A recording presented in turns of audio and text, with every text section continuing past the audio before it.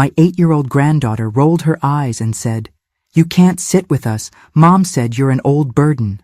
The table burst out laughing, including my son. I stood up and left quietly. That night he texted, "Payment still due tomorrow?" I answered, "Figure it out." Next day, panic. Where are you watching from today? Drop your location in the comments below and hit that like and subscribe button. Let me tell you how a grandmother's broken heart became a family's worst nightmare. It started at Jessica's birthday party, though honestly, I should have seen it coming months ago. You know how they say hindsight is 20/20? Well, mine turned out to be laser-focused. I'm Margaret Sullivan, but everyone calls me Maggie.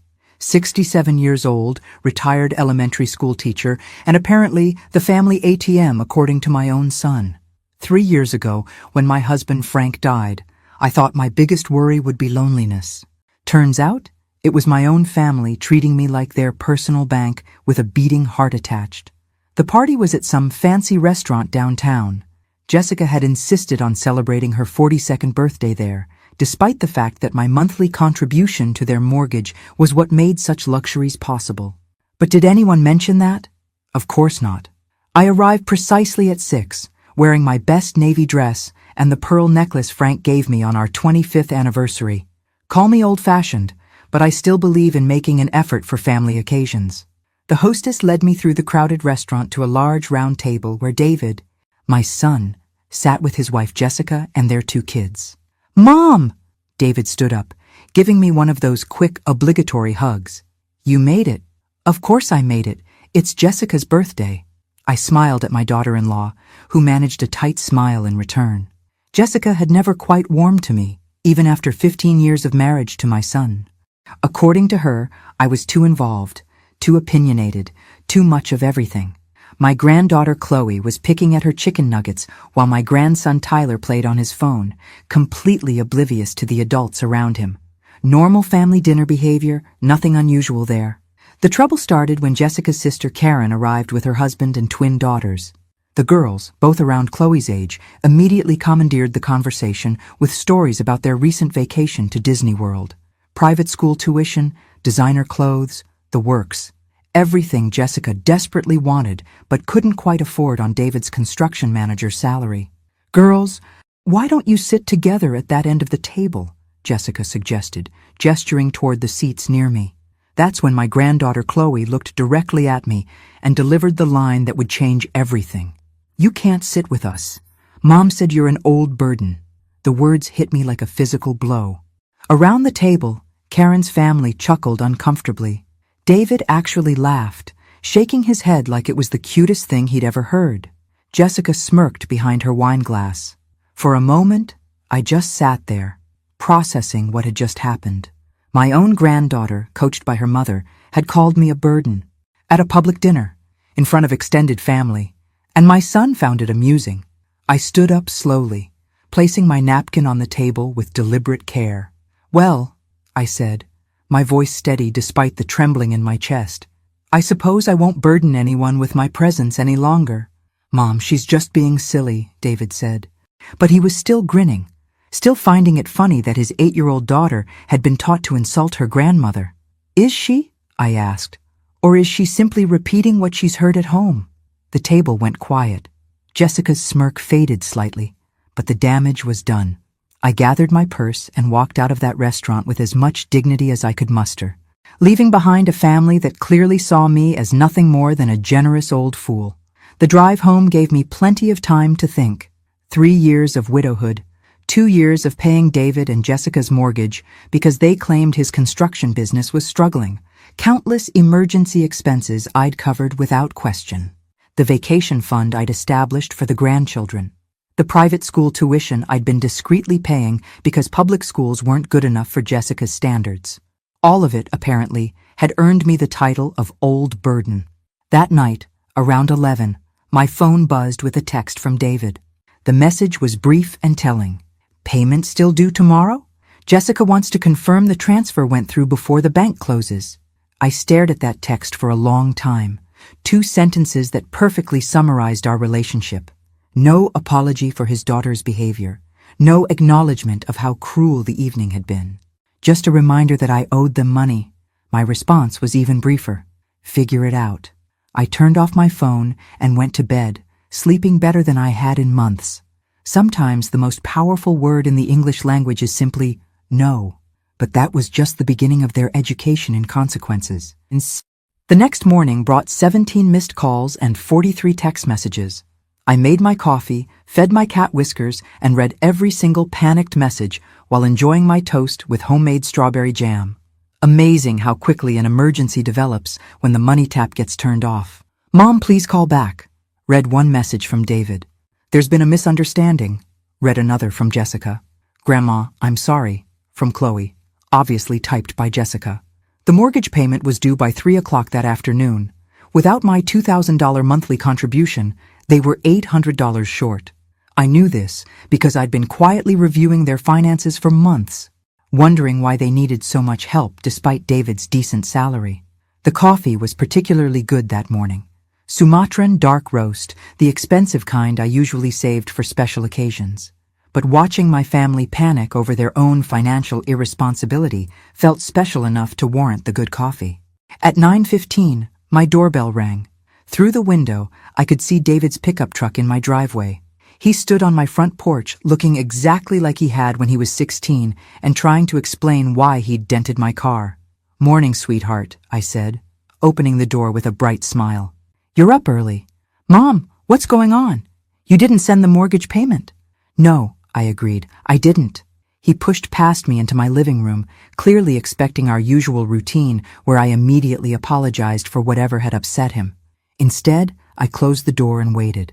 The payment is due today. Payment? You know that. You've been making it for 2 years. I have indeed.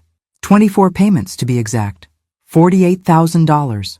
I'd done the math the night before, and seeing his face when I said the number out loud was deeply satisfying. We've been over this. The business has been slow. Has it really? I settled into my armchair.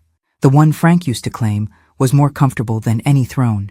Because Jessica seemed quite confident last night when she called me a burden. People who burden others rarely deserve continued generosity. David's face flushed. She didn't mean it that way. Oh, I think she meant it exactly that way. And I think you agreed with her, considering how entertaining you found Chloe's little performance. Look, Mom, we can discuss this later. Right now, I need you to call the bank and make the transfer. The sheer audacity left me speechless for a moment. No apology, no acknowledgement of wrongdoing. Just a demand that I continue funding their lifestyle despite being humiliated the night before. David, I said slowly, I'm going to say this once, so listen carefully. I will never make another mortgage payment for you. Not today, not tomorrow, not ever. His mouth opened and closed like a fish. You can't be serious. Completely serious. In fact, I'm curious how you plan to make the payment today. The bank called yesterday to confirm the usual transfer time. I told them there would be no transfer today or any day moving forward. Mom, you're being ridiculous. One stupid comment from an 8-year-old and you're willing to destroy our family? I'm not destroying anything. I'm simply closing the bank of Maggie. Permanently. The color drained from his face as the reality hit him. Without my monthly payment, they couldn't afford their mortgage. Without their house, they couldn't maintain the lifestyle Jessica demanded. The carefully constructed house of cards was about to collapse. We'll lose the house, he said quietly. Then perhaps you should have thought about that before allowing your daughter to insult me in public. I stood up, signaling that our conversation was over. I have garden club at 11. You'll need to figure this out on your own. Mom, please, we can work something out. Jessica can apologize. Jessica has had 2 years to show me respect. Instead, she chose to teach my granddaughter that I'm a burden. That ship has sailed, David. He tried pleading, bargaining, even threatening. Nothing worked because I'd finally realized something important. I didn't owe them a comfortable life just because we shared DNA. After he left, I called my financial advisor, Martha, and made an appointment for the next day. If I was closing the bank of Maggie, I might as well figure out what to do with all the money I'd been throwing away. The afternoon brought Jessica to my door, tears streaming down her face, promising changes that would never come.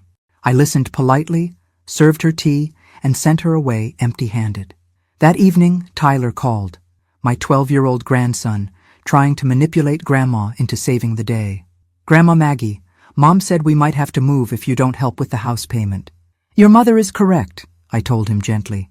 "But Tyler, that's not your problem to worry about. That's your parents' job to figure out. But you can fix it, right? You always fix everything." The innocence in his voice nearly broke my resolve. Nearly.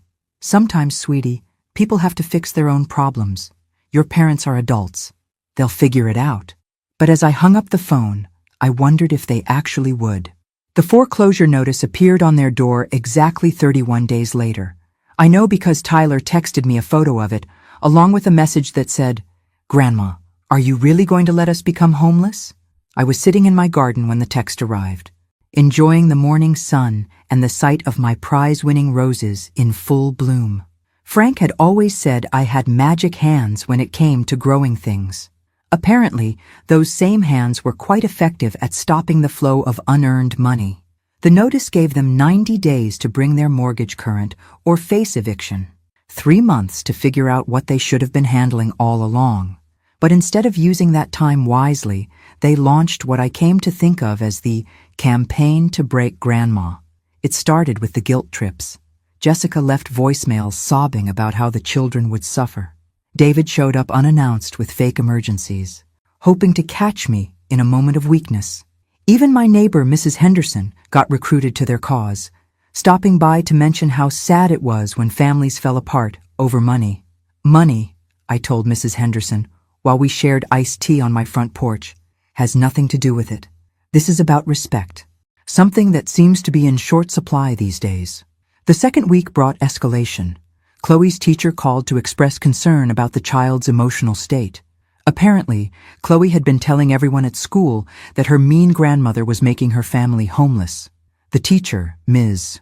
Rodriguez, was tactful but clear in her message. Couldn't I find it in my heart to help my own family? "Ms. Rodriguez," I explained patiently, "Chloe's parents earn a combined income of over $80,000 a year. They chose a house they couldn't afford and asked me to subsidize their poor decision. I'm not making anyone homeless. I'm simply refusing to enable financial irresponsibility." The third week brought my sister Patricia into the mix. Patricia lived in Seattle and only called twice a year, usually when she needed something. This time, she needed me to stop embarrassing the family by letting David and Jessica lose their house. "Maggie, what's gotten into you? Frank would be horrified by this behavior." "Frank," I replied crisply, "would be horrified by a grandson who lets his 8-year-old daughter insult her grandmother and finds it amusing. Frank believed in respect, Patricia. You might try remembering that." But the real surprise came during week 4, when my attorney called. "Mrs. Sullivan, this is Robert Martinez from Martinez and Associates. I represent your son, David Sullivan, in a legal matter concerning you." I nearly dropped the phone. "I beg your pardon? Your son is filing for conservatorship, claiming you're no longer capable of making sound financial decisions. He's provided evidence of erratic behavior and poor judgment that suggests diminished mental capacity." The audacity was breathtaking. David was actually trying to have me declared incompetent so he could control my money and force me to resume mortgage payments. My own son was attempting to steal my financial independence because I dared to say no.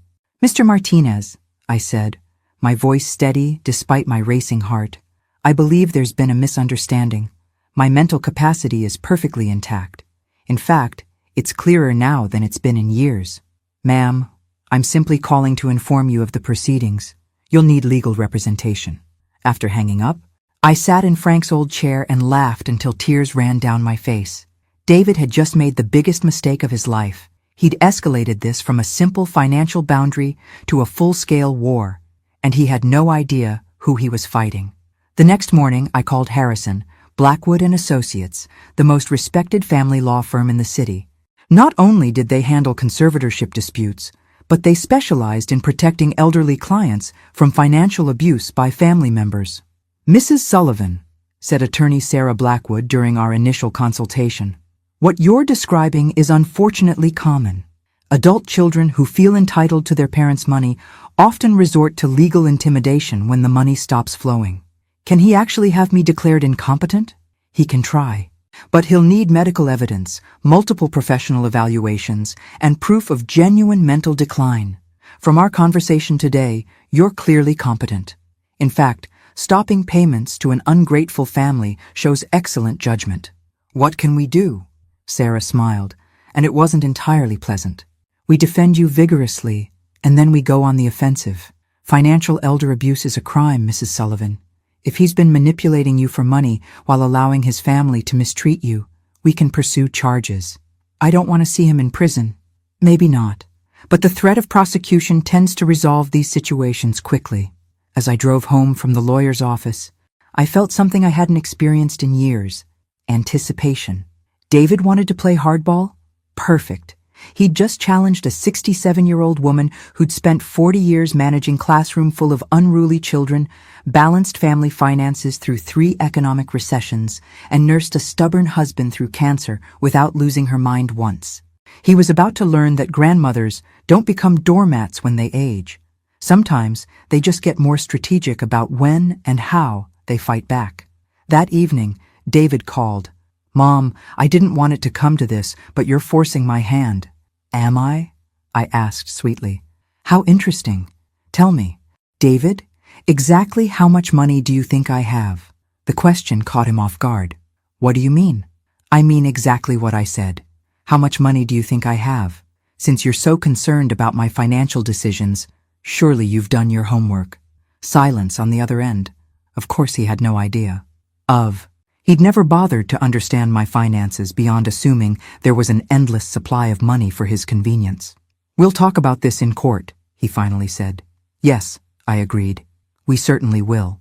The court hearing was scheduled for a Thursday morning in late September. I arrived early, wearing my best charcoal gray suit and carrying a briefcase that belonged to Frank. Inside that briefcase was 3 years' worth of financial records, medical reports from my recent physical examination, and a psychological evaluation that confirmed what I already knew. I was sharper now than I'd been in years. David arrived with Jessica and a lawyer who looked barely old enough to shave. They sat across the courtroom aisle, whispering urgently among themselves. Jessica kept glancing at me with a mixture of anger and disbelief, as if she couldn't comprehend how their foolproof plan had gone so wrong. The judge, Honorable Patricia Wells, was a woman in her 50s with gray hair and eyes that missed nothing. She reviewed the petitions with the careful attention of someone who'd seen too many families destroy themselves over money. David's lawyer went first, painting a picture of an elderly woman whose judgment had become impaired following her husband's death. He presented evidence of my erratic financial behavior, the sudden cessation of mortgage payments, the closing of accounts that had previously been accessible to family members, and what he called irrational hostility toward my son and his family. "Your Honor," the young lawyer said earnestly, "Mrs. Sullivan's behavior represents a dramatic departure from years of generous, loving support. This sudden change suggests cognitive decline that requires professional intervention." I wanted to laugh.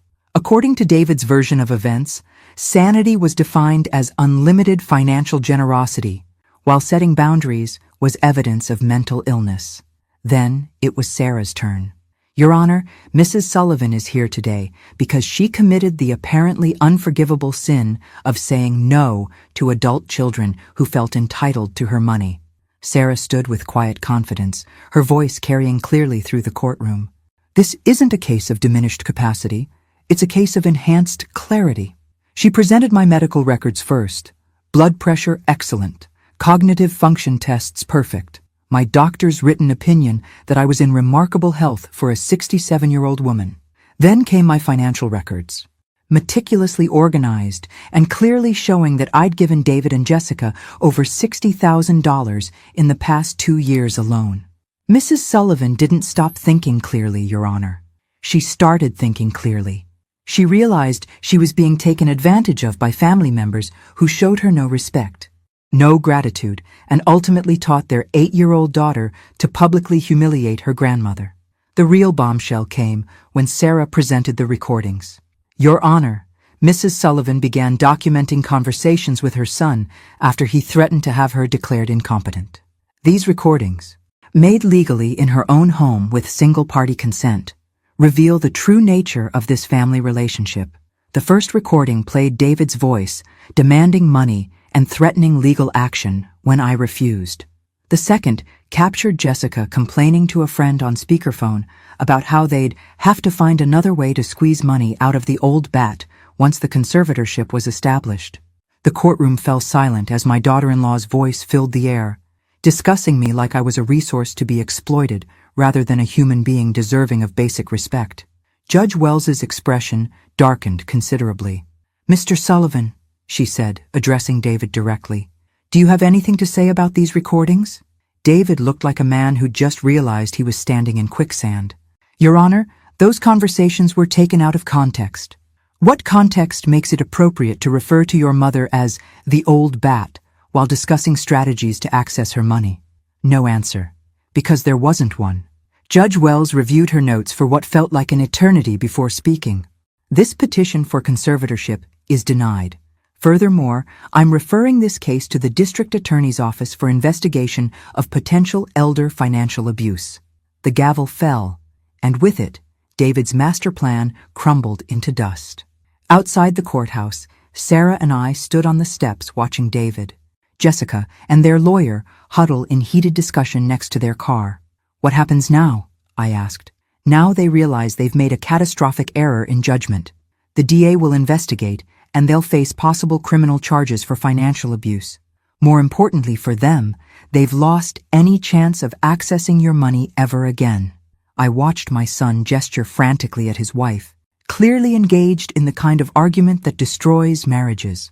Jessica's face was red with fury, and she kept pointing in my direction, as if this was all somehow my fault. "Do you think they'll actually file charges?" I asked. "That depends on what the investigation turns up.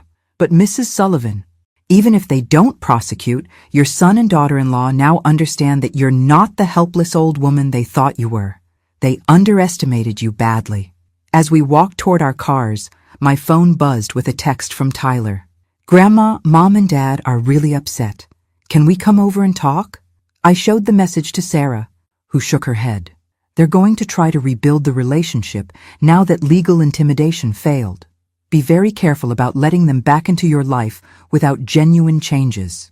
That evening, as I sat in my garden with a glass of wine, I reflected on how dramatically my life had changed in just 2 months.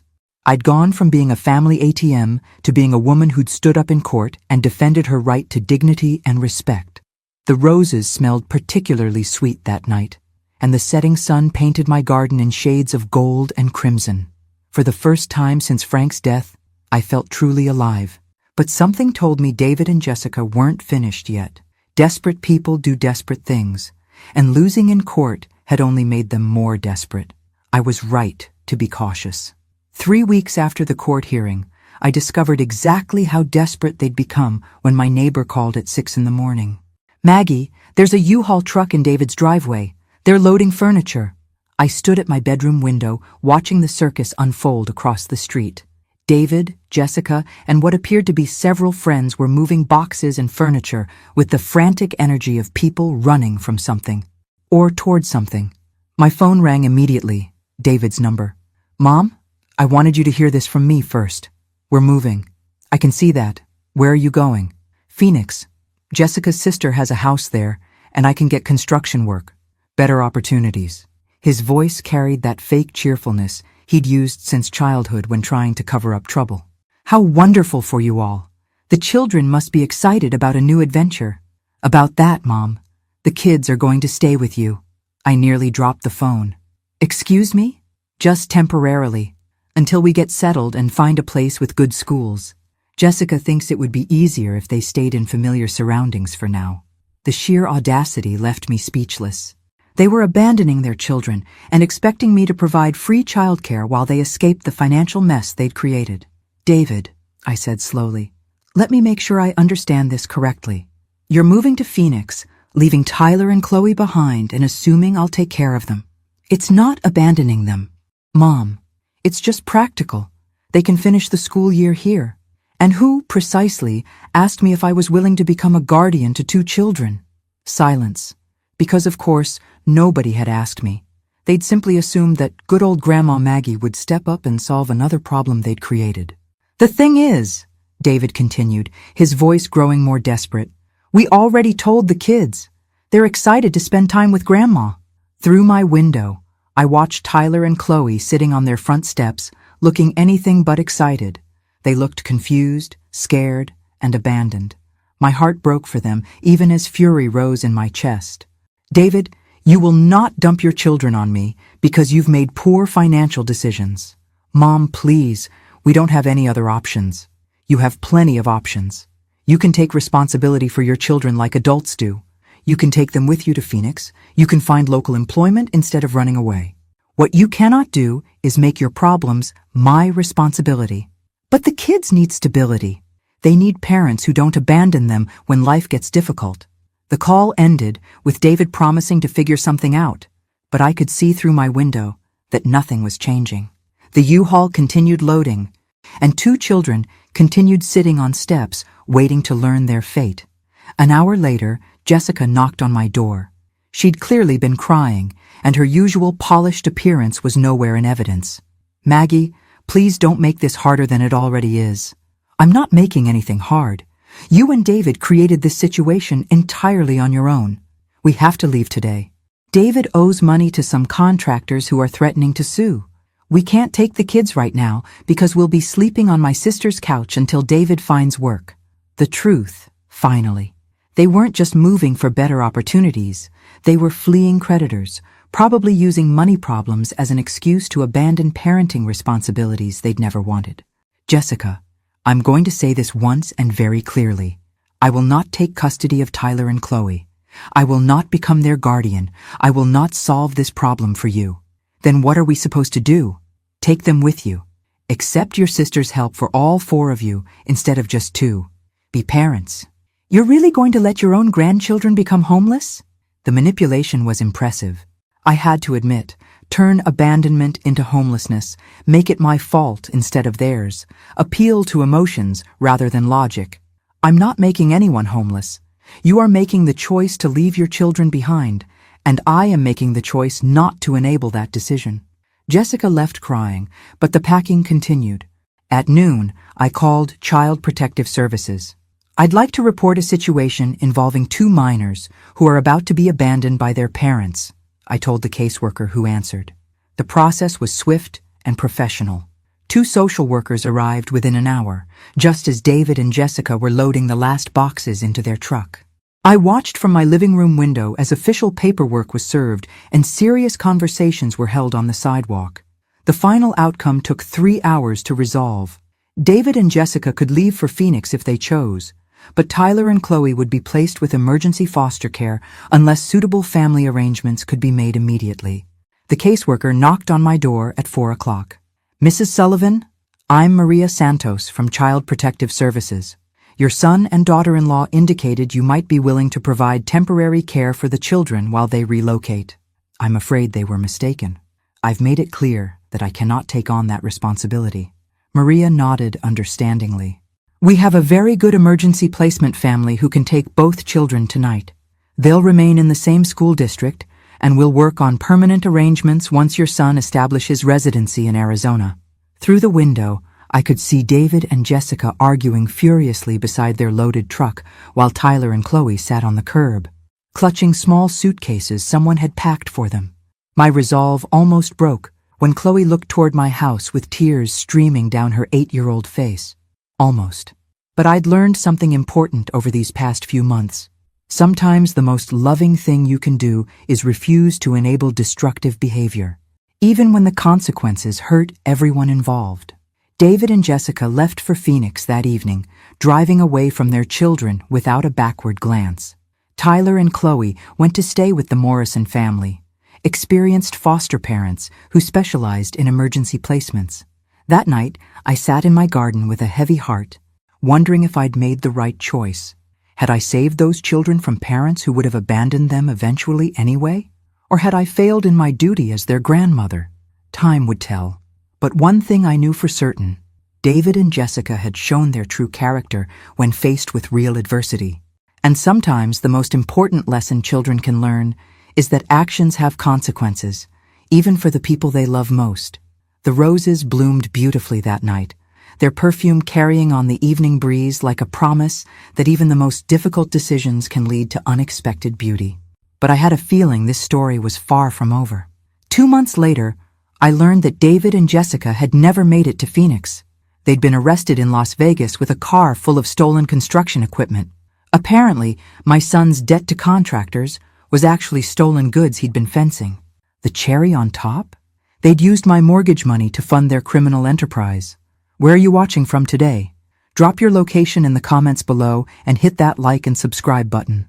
The news came from Maria Santos during one of her regular check-ins about Tyler and Chloe. She sat in my living room, reviewing paperwork while I served coffee and homemade cookies. "Mrs. Sullivan, I have some updates about your son and daughter-in-law's situation."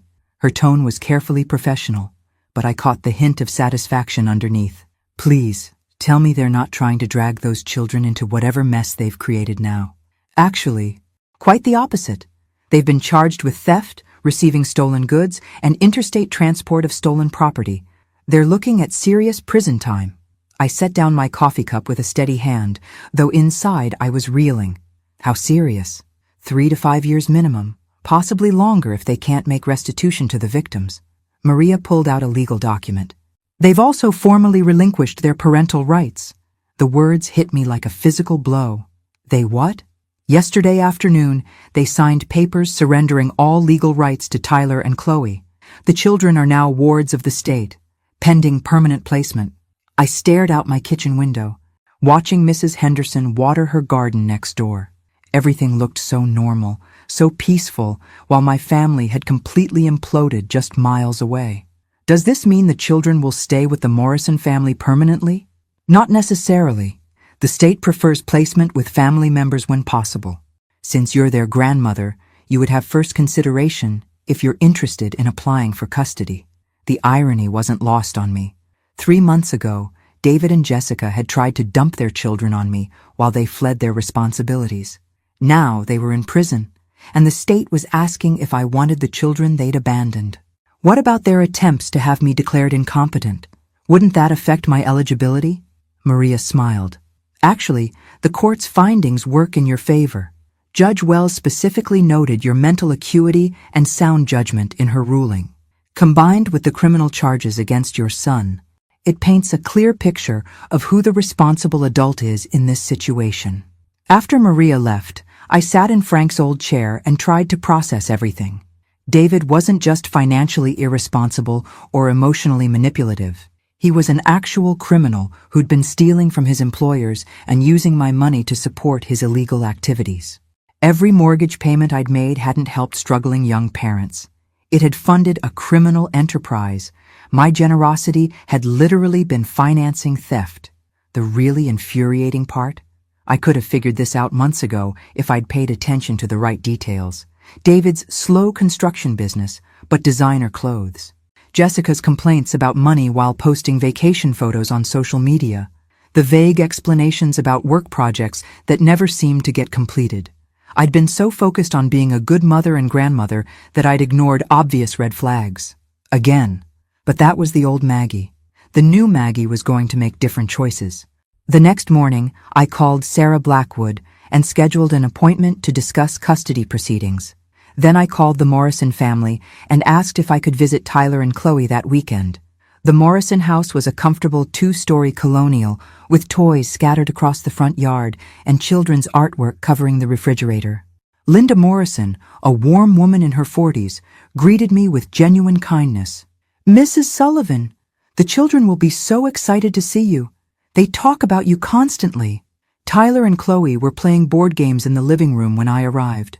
Both children looked healthier than they had in months. Tyler had gained weight, and Chloe's perpetual anxiety seemed to have faded. "Grandma Maggie!" Chloe launched herself into my arms with enthusiasm I hadn't seen since she was very young, before Jessica had taught her that I was a burden. "Hey kiddo, how are you settling in here?" "It's really good. Linda makes pancakes every Saturday, and Tom helps me with my math homework. And guess what? I'm not scared all the time anymore." The casual mention of fear caught my attention. "Scared of what, sweetheart?" "Mom and Dad fighting. About money and mean people calling the house.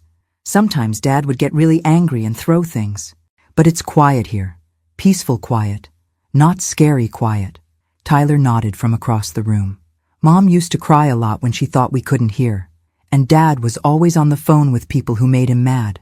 These children had been living with far more stress and dysfunction than I'd realized. David and Jessica's money problems weren't just about poor budgeting. They'd been creating a genuinely unstable environment for their kids. I spent 3 hours at the Morrison house, and by the time I left, 2 things were crystal clear. First, Tyler and Chloe were thriving in a stable environment for the first time in years. Second, they deserved grandparents who put their welfare above personal convenience. That evening, I called Sarah Blackwood. "I want to file for custody," I told her without preamble. "Are you sure? Taking on 2 children at your age is a significant commitment." "Sarah, those children have been failed by every adult in their lives except the Morrisons. I failed them too when I refused to take them in. I won't make that mistake again. This is different from temporary emergency care, Mrs. Sullivan. This would be permanent legal guardianship, possibly adoption. Are you prepared for school events, teenage drama, college applications, and everything that comes with full-time parenting?" I looked around my quiet house, seeing it through new eyes. The spare bedrooms that had been gathering dust, the big kitchen table that seated 8 but only fed 1, the garden that could easily accommodate a swing set and sandbox. I'm 67 years old, Sarah. I'm healthy, financially stable, and I just spent 3 months learning exactly how much backbone I have when people try to take advantage of me. I think I can handle 2 children who actually deserve my help. Then let's get started on the paperwork. The custody process would take months, but I wasn't worried about the outcome. I had excellent legal representation, a clean record, and most importantly, I was fighting for something worthwhile instead of against people who'd betrayed me. For the first time since this whole mess started, I was moving towards something positive instead of just away from something negative. But first, I had a house to transform and a life to redesign. Because being a full-time grandmother at 67 was going to require some serious planning. The old Maggie might have been intimidated by such a massive life change. The new Maggie was already shopping for bunk beds online. The custody hearing was scheduled for December 15th, exactly 6 months after David and Jessica had driven away from their children. I arrived at the courthouse wearing my best navy suit and carrying a folder thick with character references, financial statements, and a detailed parenting plan I'd developed with help from a family counselor. Tyler and Chloe sat with Maria Santos in the front row, both dressed in their best clothes and looking nervous but hopeful. Over the past 2 months, they'd been visiting my house every weekend, slowly settling into routines that felt natural and right. Judge Wells presided over this hearing too, and I took her presence as a positive sign. She already knew the family history and had seen firsthand how David and Jessica operated. "Mrs. Sullivan," Judge Wells began, "you're petitioning for permanent custody of your grandchildren following their parents' incarceration and voluntary termination of parental rights. This is a significant responsibility. Are you prepared for the challenges of raising 2 children at your age?" "Your Honor, I raised 1 child already, though I apparently did a poor job given how he turned out." A small chuckle rippled through the courtroom. "I believe I've learned from those mistakes and can do better with a second chance." The hearing proceeded smoothly. Sarah presented evidence of my financial stability, physical and mental health, and the home modifications I'd already completed. The social workers' reports were glowing, and Tyler and Chloe's own testimonies were heartfelt. "I want to live with Grandma Maggie," Chloe told the judge in a clear, confident voice. "She makes me feel safe, and she doesn't yell about money all the time." Tyler was equally direct. "Grandma's house feels like home now. She helps with homework and doesn't get mad when I ask questions." But the real surprise came when Linda Morrison requested to speak on my behalf. "Your Honor, my husband and I have been foster parents for 8 years. We've cared for dozens of children, and we understand what healthy family dynamics look like." Linda's voice was steady and professional. "Tyler and Chloe have transformed during their time with us, but they've flourished even more during their weekend visits with Mrs. Sullivan. She provides exactly the combination of structure, affection, and stability these children need." Judge Wells reviewed her notes carefully before rendering her decision. Based on the evidence presented and the clear best interests of the children, I grant permanent custody of Tyler and Chloe Sullivan to their grandmother, Margaret Sullivan, effective immediately. The gavel fell, and suddenly I was responsible for 2 children again at 67 years old. Tyler and Chloe rushed toward me with huge smiles, and for the first time in months, I felt like I was exactly where I belonged. The transition happened faster than I'd expected. Within a week, Tyler and Chloe had moved into my house permanently. Tyler took the larger spare bedroom, which I'd painted blue and furnished with a desk for homework and shelves for his growing collection of science fiction novels. Chloe claimed the smaller room, which became a pink and yellow sanctuary filled with art supplies and stuffed animals. The first few weeks were chaotic. School routines, meal planning, laundry schedules, and the general noise level of a house with children took adjustment. But it was good chaos, purposeful chaos, completely different from the unpredictable drama that had defined our family for years. The biggest surprise was how much I enjoyed being needed again. Not for money or convenience, but for genuine parenting support. Helping Tyler with algebra, listening to Chloe practice piano, attending school conferences, and managing the daily logistics of 2 active children gave my life structure and meaning I hadn't realized I'd been missing. Christmas that year was magical. Tyler and Chloe had lived through years of holidays shadowed by their parents' financial stress and marital problems. This Christmas was different, peaceful, joyful, focused on family instead of money. On Christmas morning, as we opened presents around the tree I'd helped them decorate, Chloe made an announcement that stopped my heart. "Grandma Maggie, can we call you Mom now? I mean, if you want us to. The kids at school keep asking about our parents, and it's weird to explain about prison and stuff." I looked at these 2 children who'd been through so much upheaval and somehow landed in my living room and felt overwhelming gratitude for the series of events that had brought us together. "I would be honored to be your mom," I told them, and meant every word. Tyler grinned. "Good, because I already put you down as emergency contact at school as Mom instead of grandmother. I hope that was okay." It was more than okay. It was perfect. But even as we settled into our new normal, I couldn't shake the feeling that David and Jessica's story wasn't finished. Prison sentences have end dates, and people who blame others for their problems rarely accept responsibility during incarceration. I was right to be cautious. In February, I received a letter from Jessica, written from county jail while she awaited sentencing. The letter was full of the same manipulative language I'd learned to recognize, promising change while demanding forgiveness and hinting that she expected eventual reconciliation. More concerning was the letter from David, which arrived a week later. His tone was different, angrier. He blamed me for destroying his family and poisoning his children against him. He promised that he would make things right once he was released. I showed both letters to Sarah Blackwood, who immediately filed motions to ensure David and Jessica would have no contact rights with Tyler and Chloe upon their release. She also recommended I document any future communication and consider obtaining restraining orders if the threats escalated. Mrs. Sullivan, people who refuse to accept responsibility for their actions often become more dangerous over time, not less.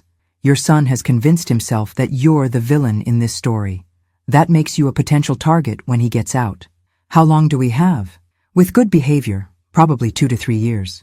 But I recommend we prepare for the worst-case scenario now, while we have time to put proper legal protections in place. That night, I sat in the garden with a cup of tea, watching Tyler and Chloe chase fireflies across the lawn. They were laughing and carefree, finally living the childhood they deserved. I'd moved mountains to give them this stability, and I wasn't about to let their biological parents destroy it again. David wanted to make things right? Perfect. Because I had a few things to make right myself, and I'd learned a lot about strategic planning over the past year. The old Maggie had been reactive, responding to crises created by others. The new Maggie was going to be proactive, anticipating problems and solving them before they became threats to my family. David thought prison was the worst thing that had happened to him. He was about to learn that underestimating his mother was a far more serious mistake. The detective called on a Tuesday morning in March, just as I was making pancakes for Tyler and Chloe before school. Detective Rodriguez from the Financial Crimes Unit had news that would change everything I thought I knew about my son's criminal activities. Mrs. Sullivan, I need to ask you some questions about the mortgage payments you made for your son. We're investigating a much larger criminal network, and David's case has provided some unexpected leads. After the children left for school, Detective Rodriguez arrived with a thick file and a serious expression. She sat at my kitchen table, accepting coffee while organizing documents that looked far more complex than simple theft charges. Mrs. Sullivan, how much do you know about your son's construction work? Very little, apparently. I thought he was a project manager for a local company, but clearly I was wrong about most things concerning David. He did work for Morrison Construction, but not as a manager. He was the equipment operator with access to expensive machinery and tools. What we've discovered is that he wasn't just stealing equipment. He was part of an organized theft ring that's been operating for nearly 5 years. The detective spread photographs across my table. Construction sites, heavy machinery, warehouse facilities, and shipping manifests with altered dates and signatures. This operation was sophisticated. They would steal equipment from job sites, alter serial numbers, and sell the machinery through fake companies in other states. David's role was identifying targets and providing inside information about security measures and delivery schedules. I studied the photos, feeling sick as the scope of David's crimes became clear. How much money are we talking about? Over $2 million in stolen equipment and fraudulent sales. David wasn't a small-time thief, Mrs. Sullivan. He was a key player in a major criminal enterprise. And the mortgage money I gave him? Detective Rodriguez pulled out bank records. Your monthly payments weren't supporting his family. They were funding operational expenses for the theft ring. Vehicle rentals, storage facilities, document forgery, and bribes to security guards at various construction sites. The revelation was staggering. For 2 years, I'd been an unwitting accomplice to organized crime, providing operational funding while thinking I was helping struggling young parents. Detective, am I in legal trouble for unknowingly financing criminal activity? No. You're clearly a victim of deception, not a willing participant. But we do need your cooperation in building the case against the larger network. She explained that David and Jessica's arrests in Las Vegas had broken open the investigation. Faced with serious federal charges, David had started talking, providing information about other participants in exchange for a reduced sentence. The problem is, David's trying to minimize his own role by claiming he was coerced by more senior members of the organization. He's portraying himself as a victim who got in over his head. I almost laughed at the audacity. That sounds exactly like David.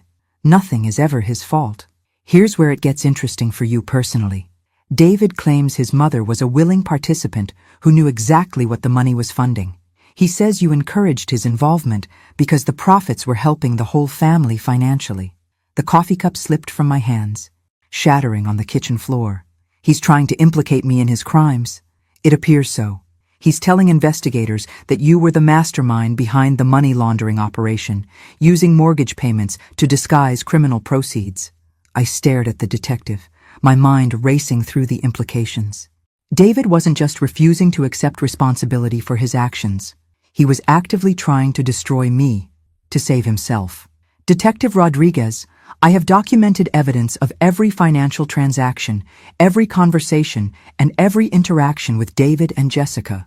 I can prove that I believed I was helping with legitimate household expenses. We know. We've already reviewed your banking records and spoken with your attorney. Your story is consistent and well documented. But David's accusations mean you'll likely be called to testify in the federal trial. After the detective left, I sat in my garden trying to process what I'd learned. My son wasn't just a criminal. He was willing to destroy his own mother to avoid taking responsibility for his choices. The David, who'd grown up in this house, who'd learned right from wrong at this kitchen table, was apparently capable of breathtaking betrayal when cornered. That afternoon, I called Sarah Blackwood and scheduled an emergency meeting. Then I called my financial advisor and asked for a complete audit of my accounts for the past 5 years. If I was going to testify in a federal criminal trial, I wanted documentation for every penny. But the real shock came that evening when Tyler approached me after dinner, his expression serious beyond his 13 years. Mom, Maggie, there's something I need to tell you about Dad's work. I set down my dish rag and gave him my full attention. "What is it, sweetheart?" "Last summer, before everything happened, I overheard Dad talking to some men in our garage.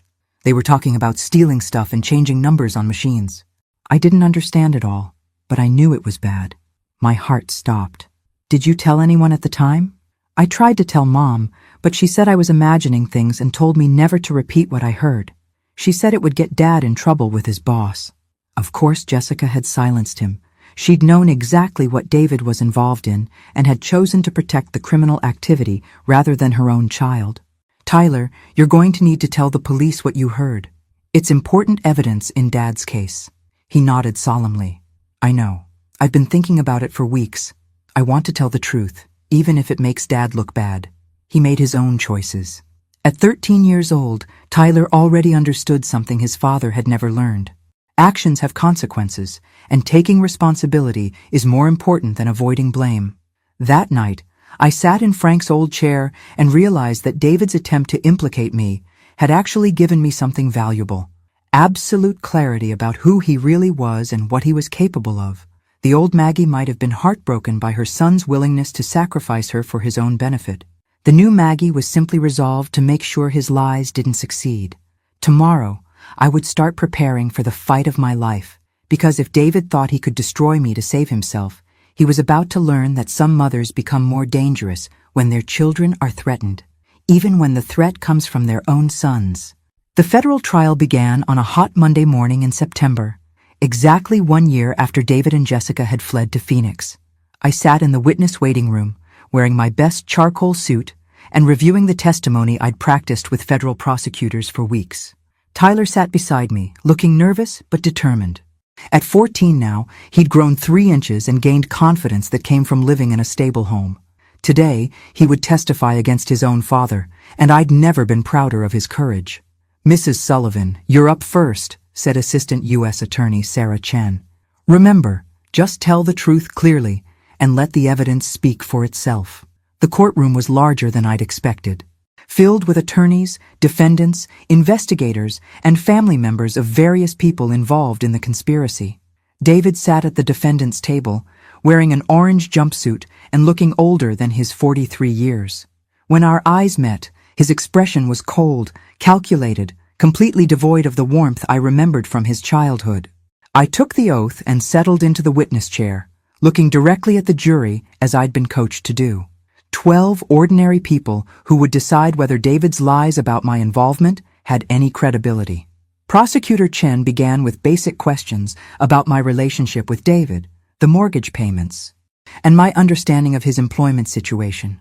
I answered clearly and honestly, providing dates, amounts, and specific details about every transaction. "Mrs. Sullivan, did you ever knowingly provide money to fund criminal activity?" "Absolutely not. I believed I was helping my son and daughter-in-law with legitimate household expenses during a difficult period." "Did your son ever tell you he was involved in equipment theft or fraudulent sales?" "Never. He told me his construction business was slow and they were struggling to make mortgage payments." Then came David's attorney, a sharp woman in her 50s who'd obviously been coached on how to make me appear complicit. "Mrs. Sullivan, isn't it true that you asked very few questions about how your money was being used?" I trusted my son to be honest with me. That was apparently a mistake. "Didn't you find it suspicious that David needed exactly the same amount every month, regardless of his claimed work situation? The mortgage payment was a fixed amount. That seemed perfectly reasonable. But you never verified that the money was actually going toward mortgage payments, did you?" This was the moment I'd been preparing for. "Actually, I did verify it." The defense attorney looked surprised. "Excuse me?" I reached into my purse and pulled out a manila folder. "In August, 2 months before I stopped making payments, I became concerned about David and Jessica's financial management. So I hired a private investigator to verify how my money was being used." A ripple of surprise went through the courtroom. This was new information, not included in any previous testimony. The investigator discovered that my money was not being used for mortgage payments. David and Jessica were using their own income for the mortgage and diverting my money to fund what appeared to be business expenses. Unexplained storage unit rentals, cash payments to unknown individuals, and large deposits into accounts I'd never heard of. David's attorney looked genuinely shocked. Why didn't you confront your son with this information? I planned to, but before I could arrange a meeting, my granddaughter publicly called me an old burden at a family dinner, clearly repeating something she'd heard at home. That's when I realized my money had bought me nothing but contempt from people I thought I was helping. So you cut off payments out of hurt feelings. I cut off payments because the private investigator's report made it clear that David was lying about how my money was being used. The disrespect from his family simply confirmed that continuing financial support would be throwing good money after bad. The prosecutor's redirect was brief and devastating. Mrs. Sullivan, when did you provide this investigative report to law enforcement? I gave it to Detective Rodriguez during her initial interview. It's been part of the evidence file for months. Checkmate. David's entire defense strategy had been based on claiming I was a knowing participant in money laundering, but I had documented proof that I'd investigated suspicious activity and discovered the deception myself. Tyler's testimony that afternoon was even more damaging to David's case. Speaking in a clear, steady voice, he described overhearing conversations about stolen equipment, altered serial numbers, and coordination with other criminal operators. Did your father ever ask you to keep these conversations secret? Prosecutor Chen asked. No, he didn't know I'd heard anything. But when I tried to tell my mother what I'd heard, she told me to forget about it and never repeat it to anyone. Did that seem strange to you? Yeah. If it was normal business stuff, why would she want to keep it secret? I knew something was wrong. David's attorney tried to discredit Tyler's testimony by claiming a child couldn't understand complex business conversations. But Tyler's responses were too detailed and specific to dismiss. During a break, I watched David conferring frantically with his attorney. His confidence was cracking as his strategy collapsed around him. But the real bombshell came during the afternoon session, when Prosecutor Chen called an unexpected witness, Detective Jennifer Walsh from the Las Vegas Police Department. Detective Walsh, were you involved in the arrest of David and Jessica Sullivan? Yes. We stopped their vehicle during a routine traffic check and discovered it was loaded with stolen construction equipment. Did the defendants make any statements during their arrest? Mr. Sullivan immediately claimed the equipment belonged to his mother, who was financing his business operations. He said she knew about the theft and was planning to fence the equipment in Nevada. I felt the blood drain from my face. David had tried to frame me for his crimes from the moment he was arrested. Did you find any evidence supporting Mr. Sullivan's claims about his mother's involvement? None whatsoever. Mrs. Sullivan was in her hometown at the time of the arrest, with multiple witnesses confirming her whereabouts. She had no connection to the stolen equipment beyond unknowingly providing money that funded the operation. David's face had gone completely white. He'd just been exposed as someone willing to destroy his own mother to escape responsibility for his crimes. That night, as I sat in my hotel room preparing for the next day's proceedings, I realized something profound had happened in that courtroom. I'd finally seen David with complete clarity, without the filter of maternal love and hope for redemption. He wasn't a man who'd made poor choices under pressure. He wasn't a victim of circumstances or bad influences. He was someone fundamentally willing to sacrifice anyone, including his own mother, to avoid consequences for his actions. The old Maggie would have been heartbroken by this revelation. The new Maggie felt only grim satisfaction that the truth had finally been revealed. Tomorrow would bring closing arguments and jury deliberation. But regardless of the verdict, I'd already won the most important victory. I'd protected Tyler and Chloe from parents who would have destroyed them, and I'd prevented David from destroying me. Sometimes the most loving thing you can do for someone is to stop enabling their destructive behavior and let them face the natural consequences of their choices. David was about to learn exactly what those consequences looked like. The jury returned their verdict after less than 4 hours of deliberation.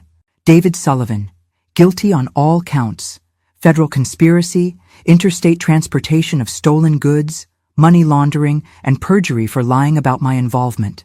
15 years in federal prison without possibility of parole for 8 years. Jessica received 12 years for her role in the conspiracy. The other members of the theft ring received sentences ranging from 8 to 20 years. The judge specifically noted David's attempts to implicate his innocent mother as evidence of his lack of remorse and unwillingness to accept responsibility. I felt no satisfaction watching my son led away in shackles, only profound sadness for the man he'd chosen to become. But the real surprise came 3 weeks later when I received a call from attorney Marcus Webb, representing David's victims in a civil restitution case. "Mrs. Sullivan, I have some news that might interest you. During the asset forfeiture process, we discovered something significant about your son's financial activities." Marcus arrived at my house that afternoon with a briefcase full of documents and a story that would change everything I thought I knew about David's criminal career. "Mrs. Sullivan, your son wasn't just stealing equipment and fencing it through fake companies. He was also running elaborate insurance fraud schemes, identity theft operations, and investment scams targeting elderly victims. He spread documents across my dining room table, bank statements, insurance claims, fake investment prospectuses, and lists of victims that made my stomach turn. Over the past 5 years, David defrauded victims of more than $4 million. Elderly people who trusted him with their retirement savings, small business owners who hired him for construction projects that never got completed, and insurance companies he bilked with staged accidents and false claims. How does this affect me?" Marcus pulled out a specific set of documents. "Under federal asset forfeiture laws, all proceeds from criminal activity must be returned to victims. But there's an interesting complication in David's case." He showed me a bank routing document that made my blood run cold. "Your son opened multiple business accounts using your social security number and personal information. He forged your signature on loan applications, business registrations, and insurance policies." I stared at the papers, seeing my name on documents I'd never signed, associated with companies I'd never heard of. "Are you saying David stole my identity?" "Extensively. He used your excellent credit rating and clean financial history to establish credibility for his fraudulent operations. Several victims thought they were doing business with a reputable elderly woman, not a criminal in his 40s. The implications were staggering. David hadn't just taken my money and tried to frame me for his crimes. He'd actively impersonated me to commit additional felonies. Marcus, am I liable for debts or legal problems created by this identity theft?" "No. You're clearly a victim, not a perpetrator. But here's where it gets interesting from your perspective." He pulled out another document. "Under federal law, victims of identity theft can seek damages from the perpetrator's assets, even if those assets would otherwise go to other victims." "What assets?" "David and Jessica lost everything. That's what everyone assumed. But financial investigators discovered that David had been hiding money in offshore accounts and cryptocurrency investments that Jessica didn't even know about." Marcus handed me a financial statement that made my jaw drop. David accumulated nearly $1.8 million in hidden assets over 5 years of criminal activity, money he was planning to access after his eventual release from prison. "And, as a victim of his identity theft crimes, you have legal standing to claim those assets as compensation for the damage to your credit, reputation, and emotional distress. Given the extent of his fraud using your identity, you could potentially claim the entire amount." I sat back in my chair, processing this information. David had not only stolen from strangers and tried to frame me for his crimes, he'd systematically used my identity to commit additional felonies while hiding nearly $2 million for his own future benefit. "Marcus, what would happen to that money if I don't claim it?" "It would be distributed among his other victims, which is certainly justice, but it wouldn't address the specific harm done to you through identity theft." I thought about Tyler and Chloe, now 15 and 11 respectively, who would need college funding in a few years. I thought about the elderly victims David had defrauded, people like me who'd trusted someone they shouldn't have. I thought about the life David had stolen from his own children by choosing crime over responsibility. I want to claim half the assets for my grandchildren's futures. The other half should go to David's other victims, particularly the elderly ones who lost retirement money. Marcus smiled approvingly. "That seems like a fair and generous solution." The legal process took 6 months to complete, but eventually I received a check for $900,000 in restitution for identity theft damages. The remaining money was distributed among other victims, helping restore at least some of what David had stolen from them. On the anniversary of David and Jessica's sentencing, I sat in my garden with Tyler and Chloe, watching them work on homework under the old oak tree Frank had planted 30 years ago. Tyler was studying for his SATs, already planning for college with the confidence of a young man who knew his future was secure. Chloe was practicing piano, the same songs I'd learned as a child. They were good kids who'd survived terrible parents and emerged stronger rather than broken. They understood the value of honesty, responsibility, and hard work because they'd seen what happens when people choose differently. "Mom, Maggie," Chloe said, looking up from her music, "do you think Dad will try to contact us when he gets out of prison?" I considered the question carefully.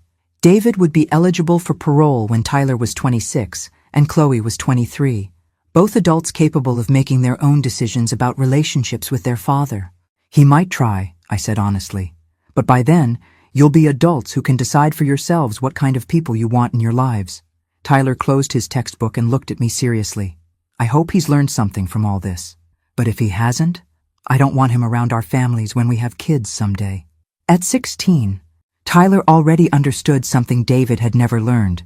Family isn't about blood or obligation. It's about people who support, respect, and care for each other through good times and bad. As the sun set over my garden, I reflected on the unexpected journey that had brought us to this peaceful moment. 3 years ago, I'd been a lonely widow being financially exploited by people who saw me as nothing more than a convenient ATM. Tonight, I was surrounded by children who genuinely loved me and a future bright with possibilities. Sometimes the most loving thing you can do is refuse to enable destructive behavior, even when it means losing people you thought you couldn't live without. Sometimes setting boundaries saves not just yourself, but innocent people who deserved better from the adults who were supposed to protect them. David had taught me an important lesson without meaning to. Respect isn't something you owe people because of their relationship to you. It's something people earn through their actions and choices. The roses in Frank's memorial garden bloomed magnificently that year. Their perfume carried on evening breezes that whispered promises of new beginnings and second chances. And for the first time since his death, I felt truly grateful for the life I was living instead of mourning the life I'd lost. The old Maggie had been a victim. The new Maggie was a survivor who'd learned the difference between being generous and being foolish, between being loving and being used. And that, I realized, was worth every difficult step of the journey that had brought me home to myself and the family I was truly meant to protect. Thanks for listening. Don't forget to subscribe and feel free to share your story in the comments. Your voice matters.